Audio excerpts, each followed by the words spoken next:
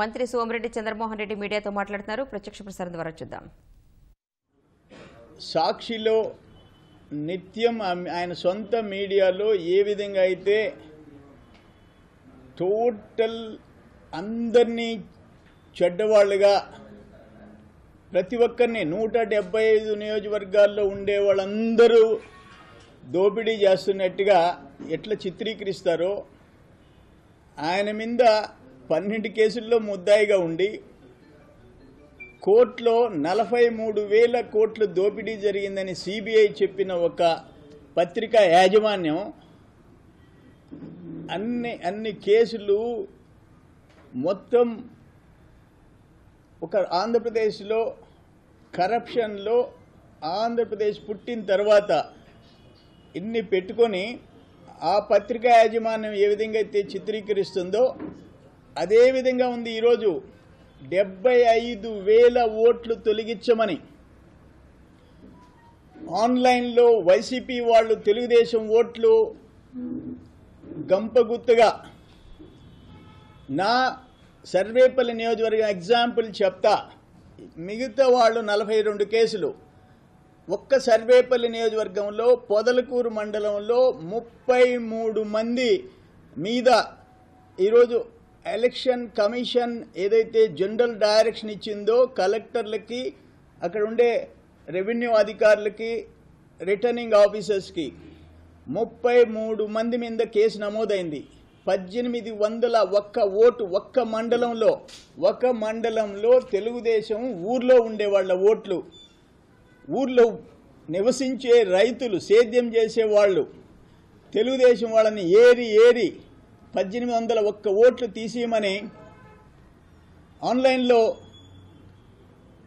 పెట్టారో వాళ్ళందరి మీద ఎలక్షన్ కమిషన్ ఇచ్చింది కాబట్టి ఈరోజు కేసు పెట్టారు. ఒక్క కాన్స్టిట్యున్సీలో ఒక్క మండలంలో మీరు చేసే కుట్రలు రాష్ట్రంలో మొత్తం ఓట్లు తెలుగుదేశం వాళ్ళని తొలగించాలని చెప్పేసి మీరు ప్రయత్నం చేస్తూ మీ సాక్షిలో లక్షల ఓట్లు వైసీపీ వాళ్ళ ఓట్లు తొలగించేస్తున్నారని ఎట్టబెడుతున్నారో మీ బండారం బయటపడింది, మీ కుట్రలు బయటపడ్డాయి.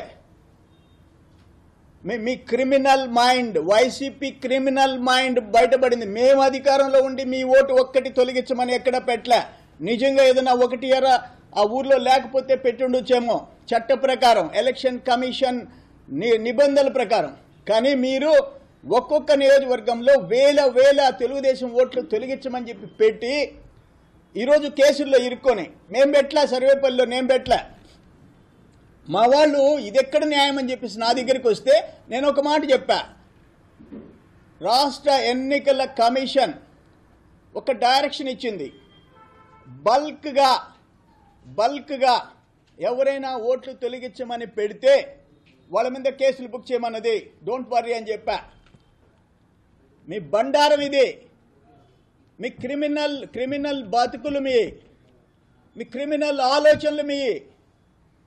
ఈరోజు అక్కడ ఐటీ గ్రిడ్ హైదరాబాద్లో ఒక ఐటీ కంపెనీ ఆంధ్రప్రదేశ్ సంబంధించిన కార్యక్రమాలు చేసేదానికి హైదరాబాద్లో ఉండకూడదని లేదు. సేవామిత్ర కార్యక్రమం మా పార్టీ కార్యక్రమం. సేవామిత్రకి సాధికార మిత్రకి తేడా తెలియని వాళ్ళు మీరు.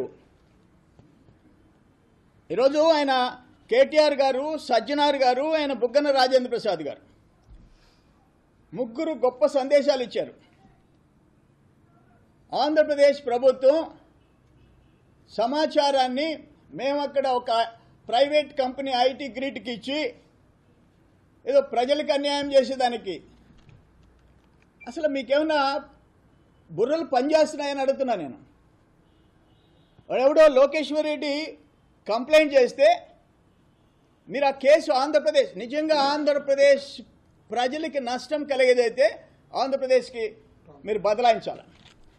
జయరాం గారి హత్య కేసులో ఆ బాడీ ఇక్కడ పడేసి అక్కడ హత్య చేసినారని తెలిసిన తర్వాత మీకు తెలంగాణ పోలీసులకు అప్పగించాం. అంటే ఈరోజు వాళ్ళ నడవడిక జగన్మోహన్ రెడ్డి వాళ్ళ చెల్లెలు ప్లస్ అన్ని కేసుల్లో విజయసాయిరెడ్డి, ఈరోజు లోకేశ్వర్ రెడ్డి,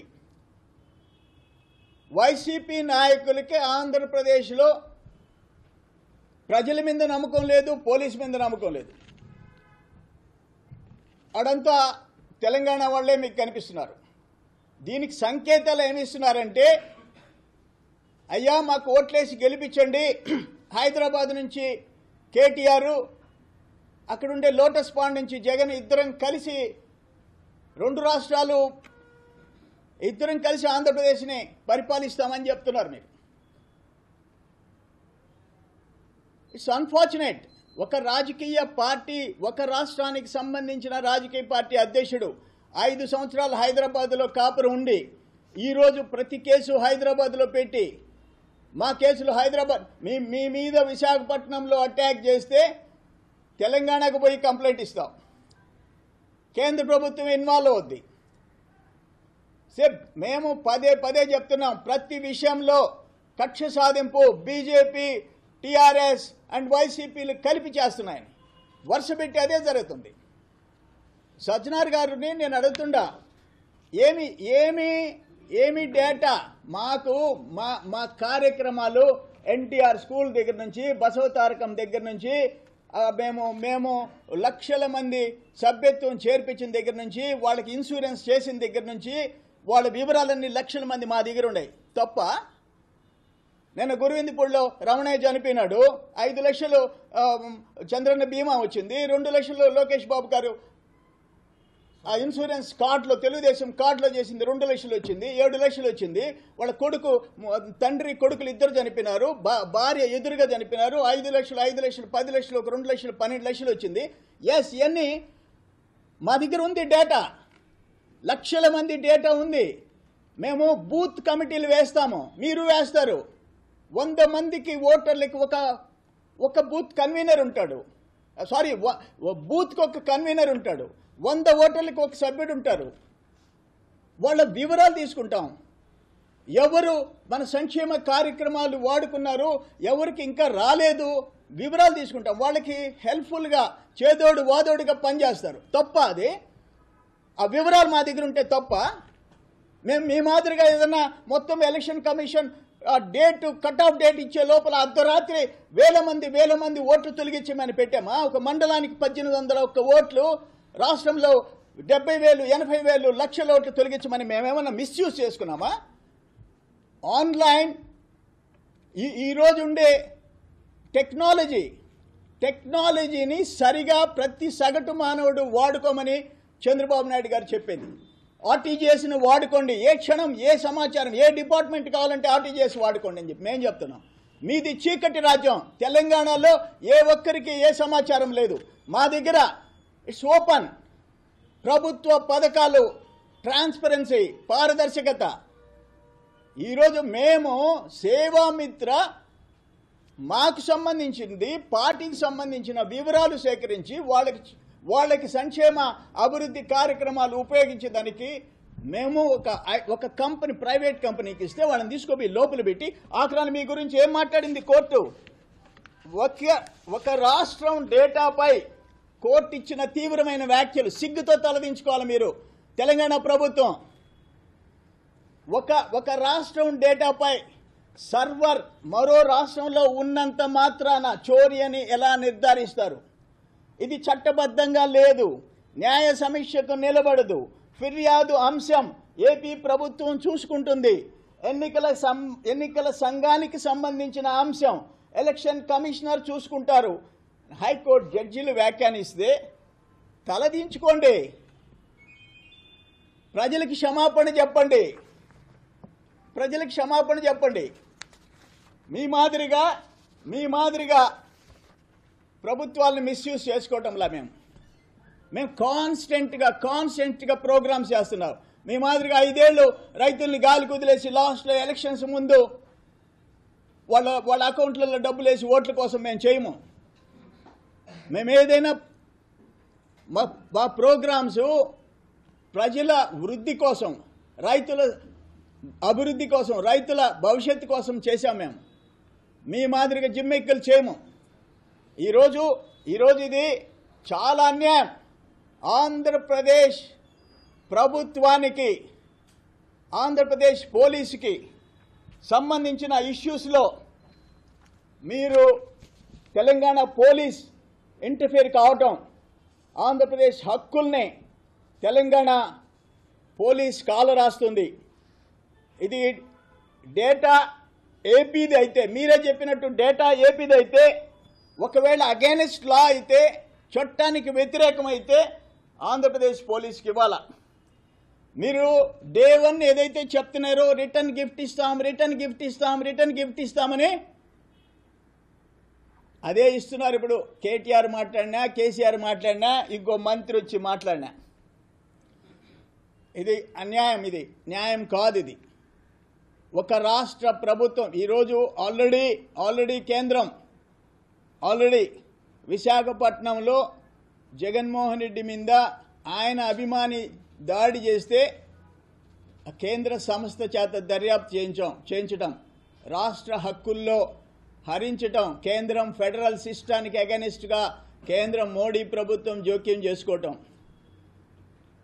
జగన్మోహన్ రెడ్డి ఇచ్చిన కేసు విశాఖపట్నంలో జరిగితే తెలంగాణ పోలీసు రిజిస్టర్ చేసుకోవటం, విచారించడం మొదలుపెట్టడం, వాడిని అరెస్ట్ చేయటం రెండో తప్పు.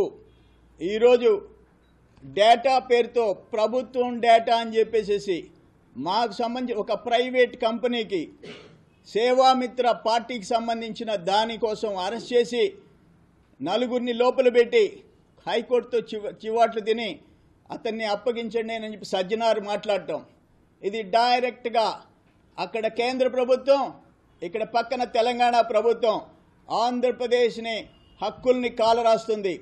ఫెడరల్ సిస్టమ్కి వ్యతిరేకంగా ఆంధ్రప్రదేశ్ రాష్ట్ర ప్రజలకి అవమానకరంగా, ఆంధ్రప్రదేశ్కి హక్కులకి భంగం కలిగే విధంగా ప్రవర్తిస్తూ ఉన్నారు.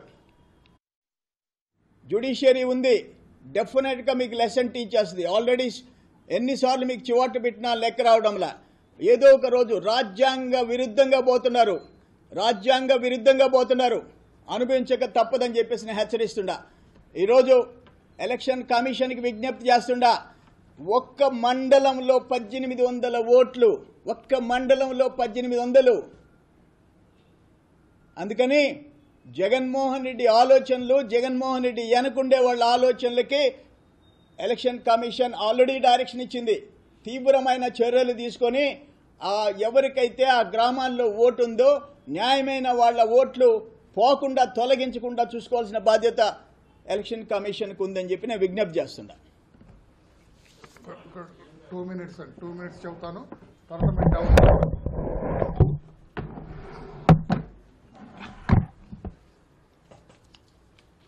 సార్, అందరికీ నమస్కారం అండి.